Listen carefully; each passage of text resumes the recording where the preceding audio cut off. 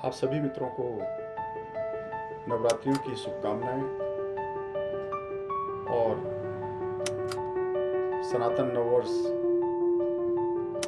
विक्रमी संवत 2082 की शुभकामनाओं के साथ आज एक विषय लेकर आया हूँ। यह विषय है सनातनी कल्चर वर्सेस गजवा ए हिंद, जो आज के समाज में बहुत साइलेंटली लोगों के दिमाग में फैल रहा है। ये जस्ट एक विश्लेषण है। आपसे अनुरोध है, स्वयं की विवेचना अति आवश्यक है। सनातन एक ऐसी आइडियोलॉजी है जिसमें समाज के प्रति हमेशा एक सुख शांति का माहौल, समाज के अंदर आने वाली पीढ़ी की एक शांत और सभ्य माहौल में समुचित विकास, मन, बुद्धि, विचारों में सात्विकता का प्रभाव, ऊंचे आदर्शों को ध्यान में रखते हुए जीवन का ध्येय निश्चित करना एवं अपने से बड़े बुजुर्गों का सम्मान, अपने घर में माता पिता की देखरेख के साथ उनकी हर ज़रूरतों एवं उनका पूर्ण रूप से ख्याल रखना, यानी एक ऐसे गुण जो हमारे अंतरात्मा को शांति देते हैं, शांति प्रदान करते हैं। लेकिन आज समाज में कुछ घटनाएं ऐसी घट रही हैं जिनको देखकर हम कहीं ना कहीं अपने अस्तित्व की तरफ वापस लौटकर इसका एनालिसिस करने के लिए बाध्य हो जाते हैं। देखा जाए तो समाज में जो आज ये परिवर्तन आ रहे हैं, हम घटनाएं देख रहे हैं, चाहे मेरठ की घटना हो, चाहे मुरादाबाद की घटना हो, चाहे हाथरस की घटनाएं हों, चाहे भोपाल की घटना हो। सामाजिक ढांचे को अस्थिरता देने के लिए वो हर कार्य किया जा रहा है जिससे इम्बैलेंसिंग क्रिएट हो, समाज में डर का माहौल हो, लोगों का रिश्ते नातों से विश्वास समाप्त हो जाए, घर परिवार की भूमिका में लोगों का विश्वास उठ जाए। देखिए कैसे एक समाज की बुद्धि को धीरे धीरे परिवर्तन किया जाता है, कैसे एक समाज के विचारों में धीरे धीरे आक्रमण करके उस समाज के विचारों को बदला जाता है। पहले सनातन को समझ लेते हैं। सनातन वह प्योर एनर्जी क्लाउड है या पवित्र ऊर्जाओं का वह संग्रह है जो सतयुग से त्रेता द्वापर युग में इस कलयुग के समय तक मोस्टली लोगों ने, जिन्होंने अपना जीवन प्योर आध्यात्मिक, सात्विक, सामाजिक एवं आचरण से युक्त जीवन जिया है, अपने जीवन को पूर्ण कर इस दुनिया से गए, तो उनके जीवन के समस्त अच्छे कर्म, संचित कर्म वायुमंडल में जाकर संचित हो गए उन ऊर्जाओं के साथ जिन ऊर्जाओं ने हमेशा धर्म का आचरण किया है। ठीक उल्टी तरफ वह नकारात्मक कृत्य, वह उन ऊर्जा बंधनों से अलग जाकर एक अलग एनर्जी क्लाउड में संचित हो गए। देखिए साइंटिफिकली समझते हैं,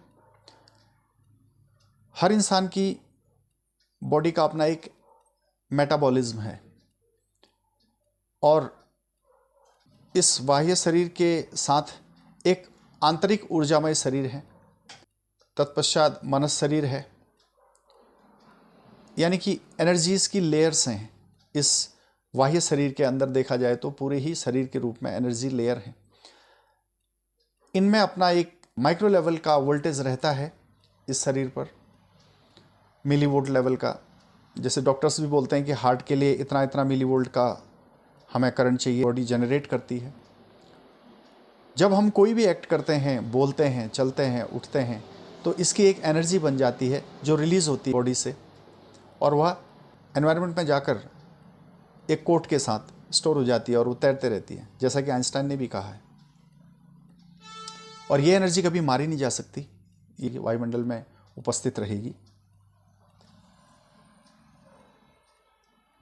अब ये ऑरा बेनिफिट किसको करता है?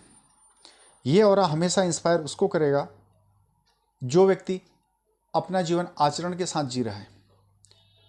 ये कनेक्टिविटी ठीक ऐसी ही होती है कि कहीं दूर रेडियो स्टेशन से किसी एक सर्टेन फ्रिक्वेंसी पे कोई प्रोग्राम चल रहा है और आपने रेडियो को यहाँ पर उसी फ्रिक्वेंसी में ट्यून किया तो रेडियो बज उठा। तो ठीक वही जीवन के साथ भी होता है। आप अपने जीवन को आचरण में एक हायर फ्रिक्वेंसीज में जीते हैं तो तब ये अपर फ्रिक्वेंसी जो एनर्जी क्लाउड फॉर्म में कहीं ना कहीं कलेक्ट है एनवायरनमेंट में, ये आपको ट्यून करने लगती है पॉजिटिवली, और इसी को लोग सिद्धियां बोलते हैं। व्यक्ति नेगेटिव कर्म करता है तो वह लो एनर्जी में चला जाता है, यानी कि डिप्रेशन, गिल्ट।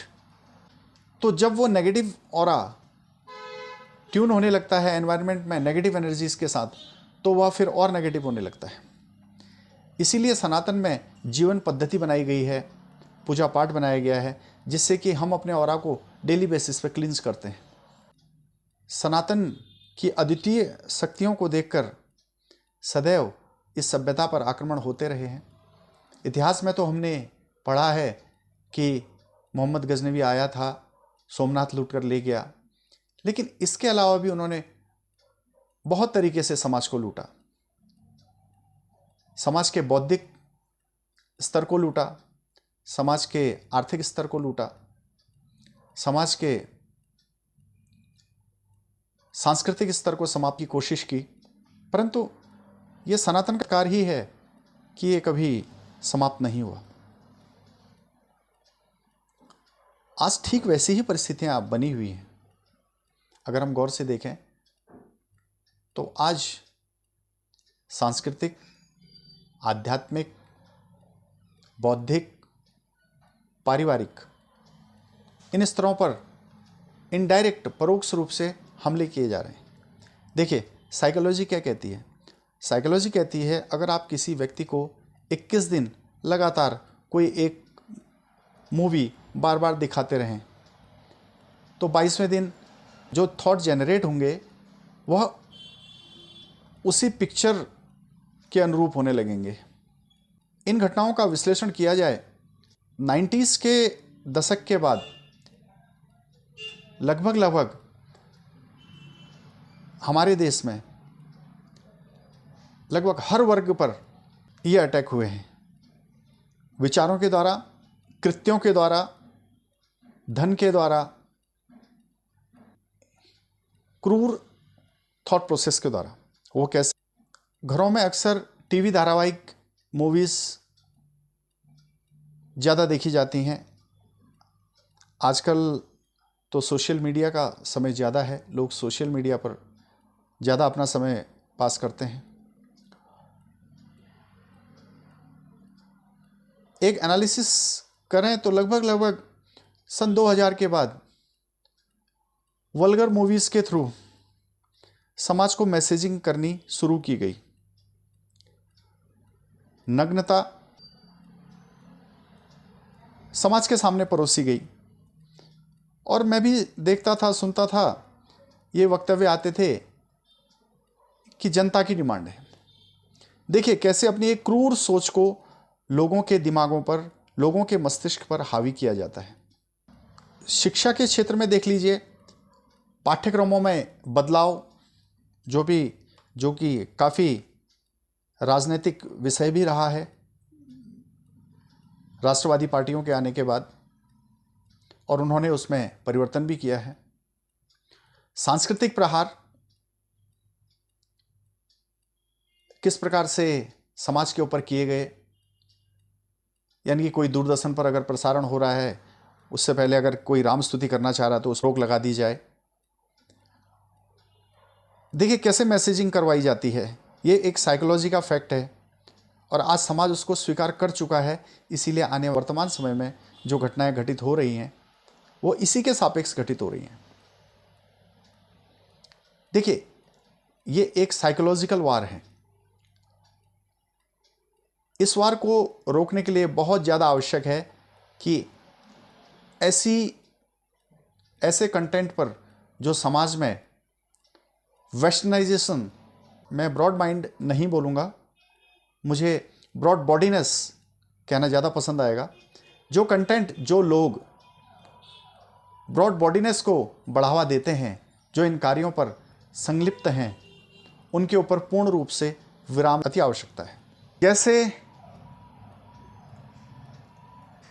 मूवीज़ के माध्यम से, धारावाहिकों के माध्यम से लोगों के माइंडसेट को चेंज कर दिया गया है। अगर मुजफ्फरनगर की घटना को देखा जाए तो किस तरह से एक पत्नी के द्वारा पति को जहर दे दिया जाता है। मैं घटना पर नहीं जाऊंगा, मैं माइंडसेट पे जाऊंगा। उस महिला के माइंडसेट को इस तरह से चेंज करने के लिए आखिर कौन कौन से फैक्टर जिम्मेदार हैं। कोई महिला ये नहीं चाहती कि उसका घर परिवार बर्बाद हो। देखा जाए, माइंडसेट बदलने के लिए 1 या 2 दिन या 1 महीना या 2 महीना अपर्याप्त है। ये एक ऐसी एजुकेशन है जो स्लोली दी जाती है। भोपाल केस के बारे में अगर हम डिस्कस करें, देखिए कैसे एक महिला किस तरह से मेंटल टॉर्चर देकर उस घर के एक मेल को सुसाइड करने के लिए मजबूर कर देती है। ऐसी ब्रूटल थॉट प्रोसेस कहां से उसके अंदर जनरेट हो रही है।